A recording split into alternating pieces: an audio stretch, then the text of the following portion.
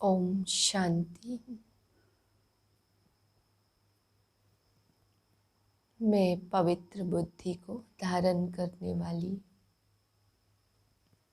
होली हंस आत्मा हूँ।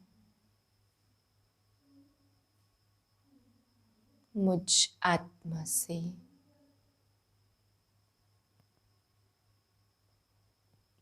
होली की किरणें निकल रही हैं।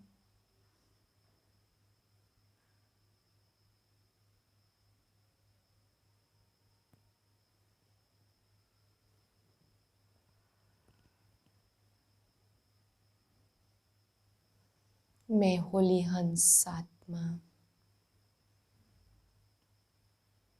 मोती और पत्थर को अलग करने वाली हूँ।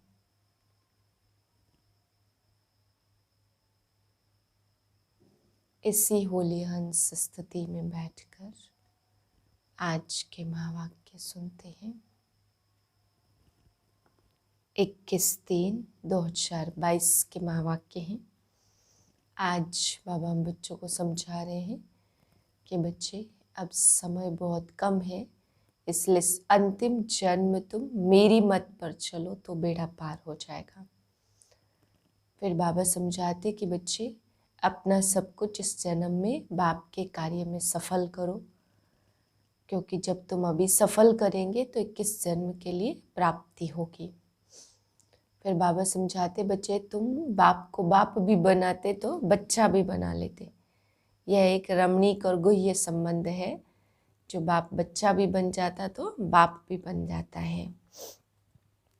मीठे बच्चे, तुम्हारे पास जो कुछ है उसे ईश्वरी सेवा में लगाकर सफल करो। कॉलेज कम हॉस्पिटल खोलते जाओ। प्रश्न है, तुम बच्चों का शिव बाबा से कौन सा एक संबंध बहुत रमणीक और गुह्य है? उत्तर है, तुम कहते हो शिव बाबा हमारा बाप भी है तो बच्चा भी है, परंतु बाप सो फिर बच्चा कैसे है? यह बहुत रमणीक और गुह्य बात है। तुम उन्हें बालक भी समझते हो क्योंकि उन पर पूरा बलिहार जाते हो। सारा वर्षा पहले तुम उनको देते हो तो शिव बाबा को अपना वारिस बनाते हैं, वही 21 जन्मों का वर्षा पाते। यह बच्चा शिव बाबा कहता कि मुझे तुम्हारा धन नहीं चाहिए, तुम सिर्फ श्रीमत पर चलो तो तुम्हें बादशाही मिल जाएगी। गीत है, माता ओ माता तू सबकी भाग्य विधाता। ओम शांति। किसने कहा? शरीर ने कहा व आत्मा ने कहा। यह बच्चों को अच्छी रीति समझना चाहिए। एक है आत्मा, दूसरा है शरीर। आत्मा तो अविनाशी है। यह आत्मा स्वयं अपना परिचय देती है कि मैं भी आत्मा ज्योतिर्बिंदु हूँ। जैसे परमात्मा बाप अपना परिचय देते कि मुझे परमात्मा क्यों कहते हैं? क्योंकि मैं सबका बाप हूँ। सभी कहते हैं कि मैं परमपिता परमात्मा, हे भगवान। यह सब समझने की बातें हैं, अंधश्रद्धा की बात नहीं। जैसे और जो सुनाया वह सत्य नहीं। मनुष्य जो ईश्वर के लिए बतलाते वह सब असत्य है। एक ईश्वर ही सत्य है, वह सत्य बतलाएगा। बाकी सभी मनुष्य मात्र उनके लिए झूठ बतलाएंगे। इसलिए बाप को तुथ कहा जाता, सचखंड स्थापन करने वाला। भारत ही सचखंड था। बाप कहते मैं ही सचखंड बनाता हूँ। उस समय भारत के सिवाय और कोई खंड था ही नहीं। यह सब सत्य बातें बाप बतलाते। आगे ऋषि मुनि भी नेति नेति करके गए। मैं तुमको अपना सत्य परिचय देता हूँ। बाकी जो कुछ मेरे लिए सुनाएंगे वह सब झूठ सुनाते। बाप जानते जिन्होंने स्वर्ग की राजाई का वर्षा लिया होगा उनकी बुद्धि में ही यह बातें बैठेंगी। लौकिक की तो महिमा हो न सके, कि तुम माता पिता हम बालक तेरे। यहाँ तुम बच्चे कहते हो हम माता पिता के पास आए हैं, यहाँ कोई गुरु गोसाई नहीं है। बाप कहते हैं तुम मेरे से फिर से स्वर्ग का वर्षा ले रहे हो। सतयुग में लक्ष्मी नारायण ही राज्य करते थे। माया रावण ने बिल्कुल ही तुम्हें तुच्छ बना दिया। तुम भी पहले पत्थर बुद्धि थे, बाबा ने तुमको पारस बुद्धि बनाया। पारस बुद्धि बनाने वाला एक बाप ही है। स्वर्ग में सोने के महल होंगे, यहाँ सोना तो क्या तांबा भी नहीं मिलता। पैसे तांबे के भी नहीं बनाते, वहां तो तांबे की कोई कीमत ही नहीं है। यह जो गाया हुआ है ना, किसकी दबी रहेगी धूल में किसकी राजा खाए, वह फिर होना है जरूर। बरोबर आग लगी थी, विनाश हुआ था, सो फिर से होना ही है। एक दो से राज्य लेते व सूर्यवंशियों से चंद्रवंशियों ने लिया, चंद्रवंशियों से फिर विकारी राजाएं लेते, राजाओं से फिर कांग्रेस सरकार ने लिया। अब तो कोई राजा ही है नहीं। सतयुग त्रेता 8 लक्ष्मी नारायण स्वर्ग के मालिक थे तो 8 गद्दियां चली। त्रेता में फिर सीता राम का राज्य चलता। वास्तव में इसको गॉड फादरली यूनिवर्सिटी कहना चाहिए, क्योंकि इनसे ही भारत स्वर्ग बनता है। परंतु इस बात को सभी समझते नहीं है। कुछ देरी है, आगे चलकर प्रभाव निकलेगा। यह सब शिव बाबा ही समझाते। शिव बाबा कहे या शिव बालक कहे, शिव बाबा भी है तो माँ भी है। अगर शिव भगवान माँ न होती तो तुम ऐसे क्यों पुकारते। तुम मात पिता हम बालक तेरे, बुद्धि काम करती है। शिव भगवान बाप भी है तो माँ भी है। अब बताओ, शिव को माँ है, शिव तुम्हारा बच्चा है। जो कहते शिव हमारा बाप भी है बच्चा भी है, वह हाथ उठाए। यह बहुत रमणीक और गुह्य बात है। बाप सो फिर बच्चा कैसे हो सकता। वास्तव में कृष्ण ने गीता सुनाई नहीं, वह तो माँ बाप का एक ही बच्चा था। सतयुग में मटकी आदि फोड़ने की कोई बात है नहीं। लौकिक बच्चा तुमसे लेगा देगा कुछ भी नहीं। बाप कहते तुम मुझे वारिश बनाएंगे तो मैं तुमको 21 जन्मों के लिए वारिश बनाऊंगा। इस समय के बच्चे बाप के धन से पाप करते।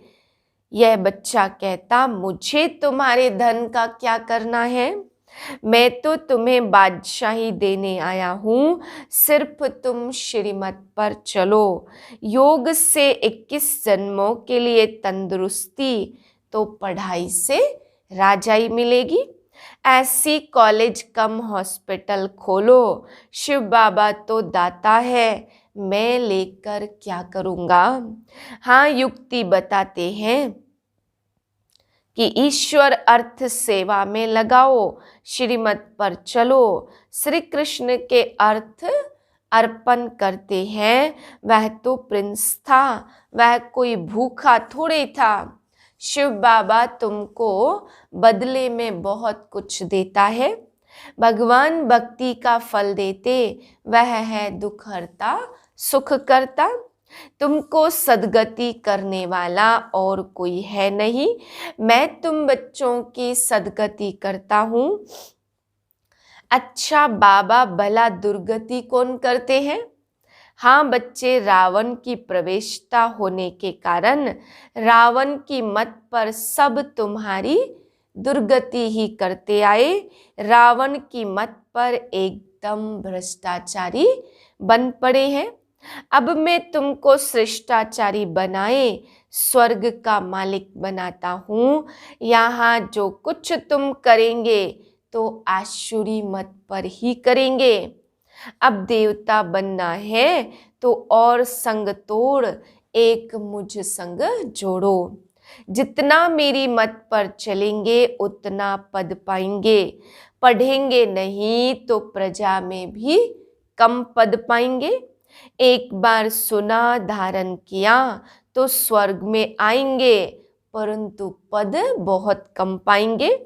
दिन प्रतिदिन उपद्रव होते होंगे, जो मनुष्य भी समझेंगे कि बरोबर यह तो वही समय है, परंतु बहुत देरी से आने से इतना ऊंच पद तो पा नहीं सकेंगे। योग बिगर विकर्म विनाश नहीं होंगे। अभी सबकी कयामत का समय है, हिसाब किताब चुकतू करना है। यहाँ तुम्हारे कर्म विकर्म बनते जाते, सतयुग में तुम्हारे कर्म अकर्म बनते। कर्म तो जरूर सब करेंगे, कर्म बिगर तो कोई रह नहीं सकता। रात को थक जाने से आत्मा विश्राम लेती है। बाप कहते तुम माता पिता बन, तुमको मैं स्वर्गवासी बनाता हूँ। माया फिर नरकवासी बनाती, यह खेल है ना। बाप कहते इस मृत्यु लोक में अंतिम जन्म है, इसलिए अब मेरी मत पर चलो। अंधश्रद्धा की कोई बात नहीं है। पढ़ाई में कभी अंधश्रद्धा होती नहीं है। पढ़ाई छोड़ देते विघ्न पढ़ते हैं तो गाया हुआ है आश्चर्यवत सुनंती कथंती भागंती। फिर बाबा को फारकती दे देते, आगे चलकर बहुत पछताएंगे कि बाप के बच्चे बनकर फिर बाप को छोड़ दिया। माया का जाकर बना तो उस पर सजाएं बहुत आती, पद भी भ्रष्ट हो जाते। पहले नंबर का पाप है काम कटारी चलाना। सतयुग में कोई भी पतित होगा नहीं। अच्छा, मीठे मीठे सिकिलधे बच्चों प्रति माता पिता बाप दादा का याद प्यार गुड मॉर्निंग। रूहानी बाप की रूहानी बच्चों को नमस्ते। हम रूहानी बच्चों की रूहानी बाप को नमस्ते। धारणा के लिए पहली पॉइंट, अब रावण की मत छोड़ श्रीमत पर चलना है और सब संग तोड़ एक बाप के संग जोड़ना है। दूसरी पॉइंट है निश्चय बुद्धि बन, पढ़ाई जरूर पढ़नी है, किसी भी विघ्न से बाप का हाथ नहीं छोड़ना है। योग से तंदुरुस्ती और पढ़ाई से राजाई लेनी है। वरदान है ज्ञान जल में तैरने और ऊंची स्थिति में उड़ने वाले होली हंस भव। जैसे हंस सदा पानी में तैरते भी हैं और उड़ने वाले भी होते हैं, ऐसे आप सच्चे होली हंस बच्चे उड़ना और तैरना जानते हो। ज्ञान मनन करना अर्थात ज्ञान अमृत व ज्ञान जल में तैरना और उड़ना अर्थात ऊंची स्थिति में रहना। ऐसे ज्ञान मनन करने व ऊंची स्थिति में स्थित रहने वाले होली हंस कभी भी दिल से कष्ट व ना उम्मीद नहीं हो सकते।